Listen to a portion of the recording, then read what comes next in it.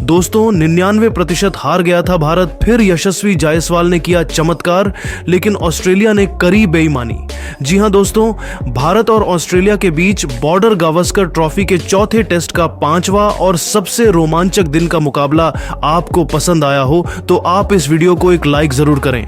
इस वीडियो को like target केवल 400 लाइक का है, तो आप इस वीडियो को दिल से एक लाइक जरूर कर दें। दोस्तों, मेलबर्न के मैदान पर जब 340 के लक्ष्य का पीछा करते हुए 33 पर ही घुटने टेक गए रोहित कोहली और राहुल, तब यशस्वी के साथ मिलकर ऋषभ पंत ने दिखाया चमत्कार। 90 रनों की अधिक की साझेदारी कर पलट दिया पूरा मैच। तूफान के विकेट के बाद जब ऑस्ट्रेलिया ने की वापसी, तब चट्टान की तरह डटे रहे।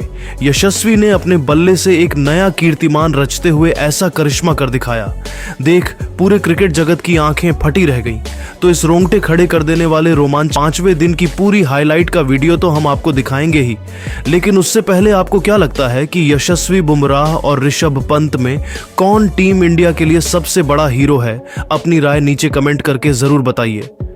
दोस्तों, इंडिया और ऑस्ट्रेलिया के बीच खेले जा रहे बॉक्सिंग डे टेस्ट मैच के पहले 4 दिनों में तो कहना मुश्किल था कि कौन सी टीम किस पर हावी है।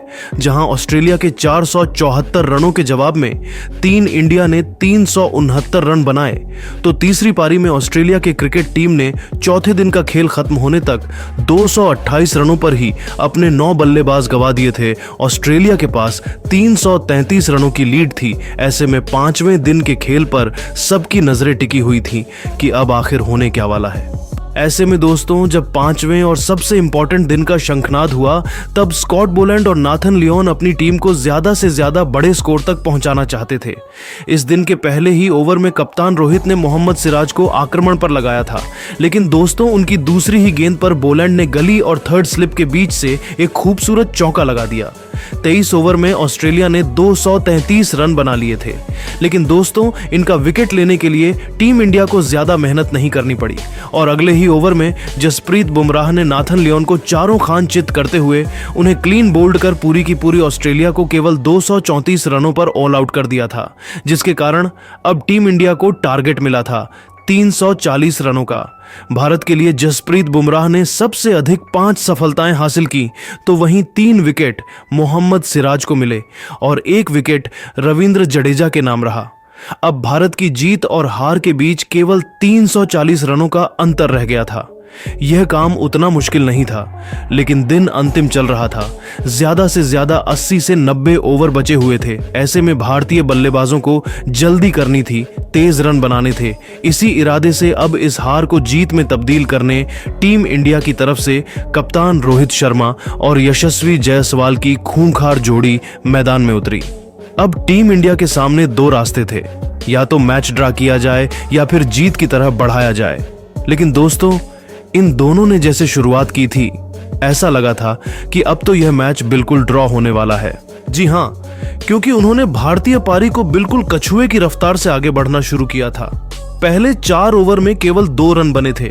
ये दोनों तो चौका छक्का भूल जाइए, सिंगल डबल लेने की भी कोशिश नहीं कर रहे थे, जो फिलहाल सही भी लग रहा था क्योंकि पिच से गेंदबाजों को अच्छी खासी मदद मिल रही थी। ऐसे में एग्रेसिव अप्रोच अपनाना भारत के लिए खतरनाक हो सकता था।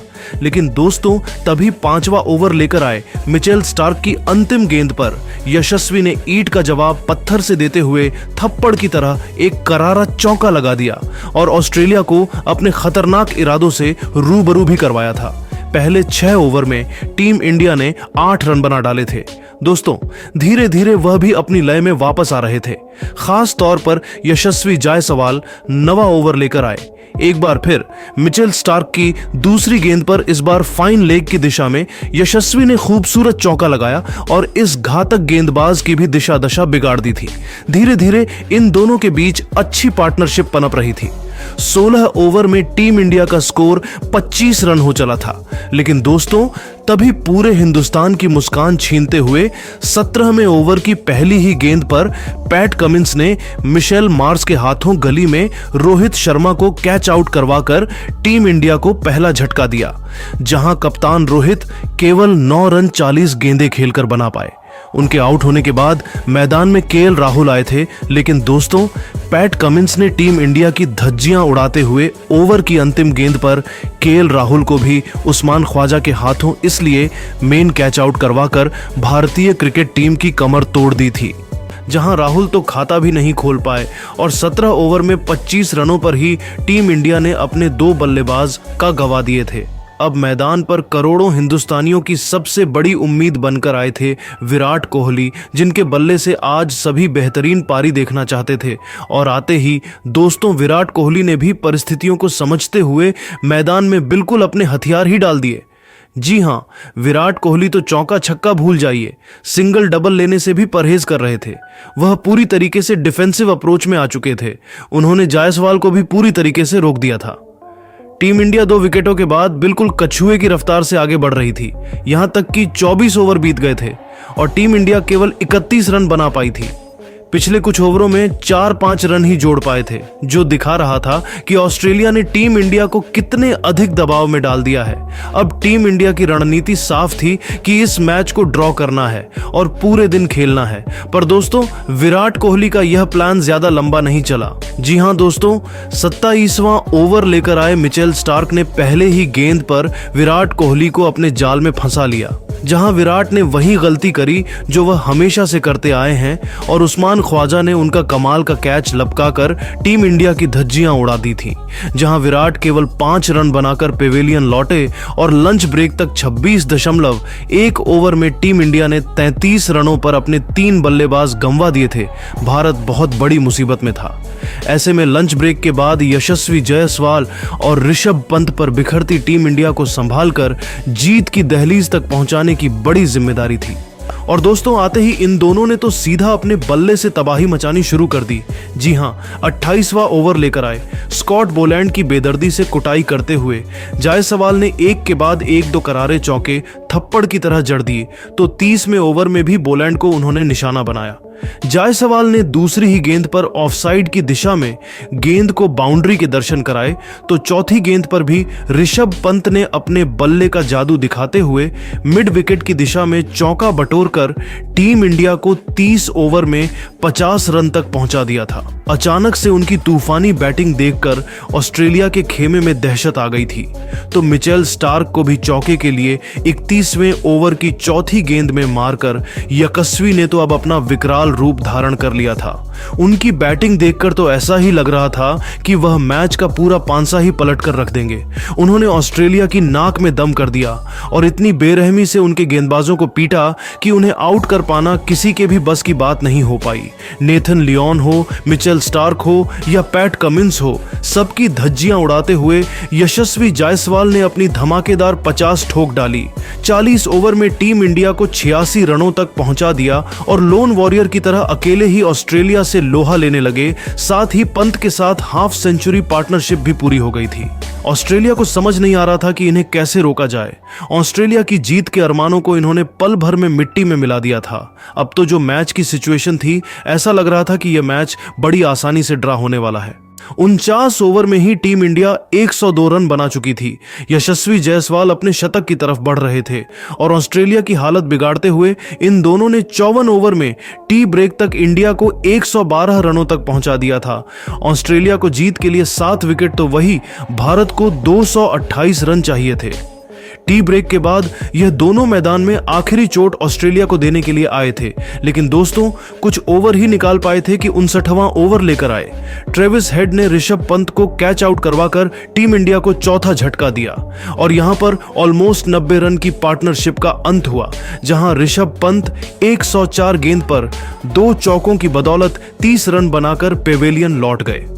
उनके आउट होने के बाद अब मैदान में जलवा दिखाने रविंद्र जडेजा आ चुके थे, लेकिन दोस्तों उसके बाद तो मैच ही पलट दिया ऑस्ट्रेलिया ने। जी हां, स्कॉट बोलैंड ने 63वें ओवर में रविंद्र जडेजा को एलेक्स कैरी के हाथों कैच करवाकर आधी टीम इंडिया को समेट दिया था। जहां जडेजा केवल 2 रन बना पाए, तो अगला ही ओवर लेकर आए नाथन लियोन ने पिछले पारी के शतक वीर नीतीश रेड्डी को कैच आउट करवाकर टीम इंडिया की कमर तोड़ दी, जहां 130 रनों पर ही भारत के 6 बल्लेबाज घुटने टेक गए थे और मैच ऑस्ट्रेलिया के मुट्ठी में आ गया था। अकेले यशस्वी जायसवाल भारत के लिए लड़ रहे थे। अब उनका साथ निभाने वॉशिंगटन सुंदर आए थे। दोनों ने 70 ओवर में टीम इंडिया का 138 रनों तक पहुंचा दिया था और मैच ऐसी कंडीशन में था कि टीम इंडिया आसानी से ड्रा कर सकती थी। लेकिन दोस्तों, भारत को 140 के स्कोर पर 7वां झटका लगा। यशस्वी 84 रन बनाकर आउट हुए। उनके साथ बेईमानी हुई। दरअसल इसके बाद सबसे बड़ा विवाद हुआ। कमिंस की लेग साइड पर शॉर्ट पिच गेंद को यशस्वी ने फाइन लेग पर खेलने की कोशिश की। वह चूके और गेंद विकेट कीपर कैरी के हाथों में गई। मैदानी अंपायर ने यशस्वी को आउट नहीं दिया, जिसके बाद कमिंस ने डीआरएस लेने का फैसला किया। रिप्ले में स्पष्ट नहीं हो पा रहा था कि गेंद यशस्वी के बल्ले का किनारा लेकर गई है या नहीं। इसके बाद स्निकोमीटर से जांचा गया, लेकिन स्निकोमीटर में कोई हरकत नहीं दिखी। इसके बावजूद थर्ड अंपायर ने मैदानी अंपायर का फैसला पलट दिया और यशस्वी को आउट करार दिया।